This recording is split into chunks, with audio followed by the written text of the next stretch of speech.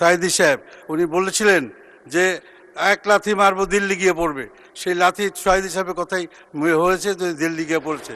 এবং সুখে দুঃখে আমি বিএনপির পাশে ছিলাম, আজও আছি। রাষ্ট্রপতির কথা বলতে গেলে অনেক কথাই বলতে হয়, অনেকেই বলেছেন, কারণ আজকেই এমন হয় শেষ দিন, আমাদের আর বলার সুযোগ নেই। এবং অনেকেই বিরোধী দলরা তার সম্বন্ধে অনেক মন্তব্য করেছেন, আমাদের দলেরও অনেকে অনেক মন্তব্য করেছি আমরা। সেখানে তার সম্বন্ধে উনি একটি কথাই তাকে ধন্যবাদ দেওয়ার সুযোগ রয়েছে আমাদের, যে উনি স্বীকার করেছেন যে তাদের সরকার, আওয়ামী লীগ সরকার একটি ফ্যাসিস্ট সরকার ছিলেন, এবং স্বীকার করেছেন শহীদ জিয়াউর রহমান সাহেব স্বাধীনতার ঘোষক। সেই জন্য ওনাকে একটা ধন্যবাদ না দিলেই নয়। আমাদের মাননীয় স্পিকার সাহেব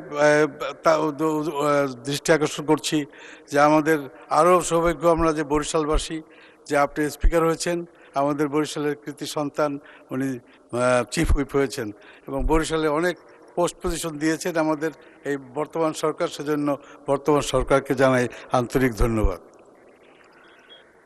আমি শ্রদ্ধাভরে স্মরণ করছি শহীদ জিয়াউর রহমান সাহেবকে, যিনি এই স্বাধীনতার ঘোষক।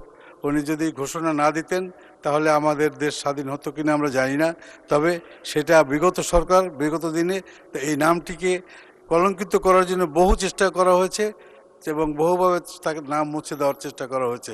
এমনকি ওনার সেই যে মুক্তিযুদ্ধের যে সনদ, সেটাও পর্যন্ত তার ধ্বংস করার চেষ্টা করা হয়েছে।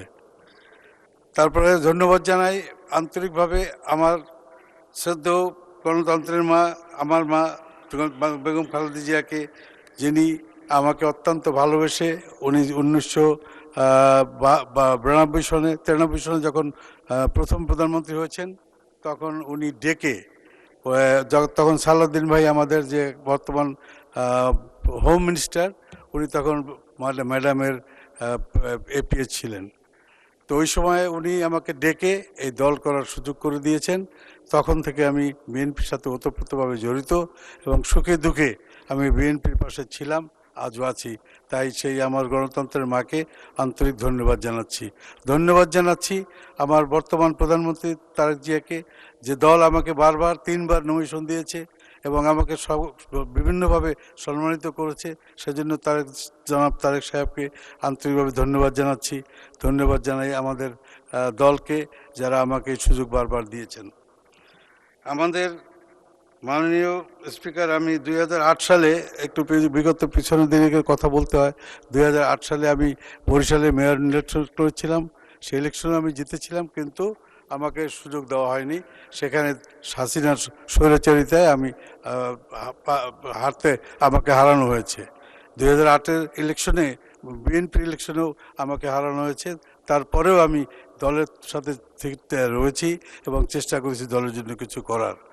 আমি আমার সংসদের সমস্ত সংসদীয় যারা নেতৃবৃন্দ আছেন, সকলের পক্ষ থেকে একটি কথা বলতে চাই, যে আমরা সবাই প্রত্যেক এলাকায় যার যার এলাকায় ইলেকশন করেছি, সবাই কিছু না কিছু আমরা জনগণকে আশ্বাস দিয়েছি, এইটা করব, সেইটা করব, সেইটা করব। আমি আশা করি আমাদের মাননীয় মন্ত্রী মহোদয় যারা আছেন, তারা আমাদের সকলের কথাই আপনারা জানেন, কারণ আপনারা নিজেরাও ইলেকশনের সময় অনেক কথা এলাকায় বলে আসছেন এবং বলে দিয়েছেন, যে আশ্বাস দিয়েছেন জনগণকে। কাজে আপনারা যেভাবে আপনাদের সেটা পূরণ করবেন, আমাদের জন্য দিকেও খেয়াল রাখবেন যেন আমরা সেটা পূরণ করতে পারি। কাজে আমাদের দলের অনেকেই, আমাদের যেমন বরিশালের আমরা ভাঙন চলছে, বরিশালের মহাসড়ক সম্বন্ধে আমাদের কথা বলার জন্য অনেক নেতৃবৃন্দ রয়েছেন, তারাও বলবেন যে ভাঙা থেকে যদি আমরা সেই উড়াল পথ নিয়ে যাই বরিশাল পর্যন্ত, আমাদের অনেক কম খরচে আমরা সেটা করতে পারি, যদি আপনারা সেভাবে সবাই মিলে চেষ্টা করি। সামনে 2 মিনিটে আপনার বক্তব্য শেষ করেন। 2 মিনিটে তো যাই হোক বলা সম্ভব না, তবু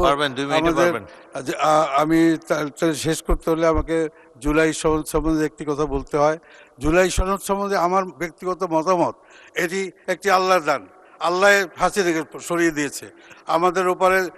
মাননীয় সংসদ সদস্য মরহুম আমাদের সাইদি সাহেব, উনি বলেছিলেন যে এক লাথি মারবো দিল্লি গিয়ে পড়বে, সেই লাথি সাইদি সাহেবের কথাই হয়েছে, যে দিল্লি গিয়ে পড়ছে। এখানে আমাদের আমরা যে করেছি, অনেক কিছু করেছি, যারা আজকে শহীদ হচ্ছেন তাদের জন্য আমরা মাগফিরাত কামনা করি, সত্যি কথা। কিন্তু এই ঘটনাটা ঘটার পেছনে আল্লাহর রহমতই ছিল সবচেয়ে বেশি, কারণ লক্ষ লক্ষ মানুষ রাস্তায় নেমেছে। সব তো ছাত্রদল ছিল না, সব তো এই শিবির ছিল না, সব তো বিভিন্ন দলের লোক, বিভিন্ন লোক সবাই রাস্তায় নেমে এই দলটি, এই দেশটাকে স্বাধীন করেছি আমরা। জুলাই সনদ, জুলাই নিয়ে আমি আশা করি আমরা দুই পক্ষ বসে সুন্দরভাবে সমাধানটা করব, সেখানে যেন আমাদের কোনো মতৈক্য না থাকে।